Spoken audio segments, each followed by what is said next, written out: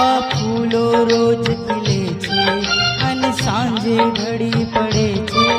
આ માનવ જન્મ ધરે છે અને મૃત્યુને વરે છે. સુખ દુઃખ તો કુદરતનો ક્રમ છે. આત્મ તો સનાતન છે. સુખ દુઃખ તો કુદરતનો ક્રમ છે. આત્મ તો સનાતન છે. આ ફૂલો રોજ ખીલે છે અને સાંજે ઢળી પડે છે. આ માનવ જન્મ ધરે છે અને મૃત્યુને વરે છે. સુખ દુઃખ તો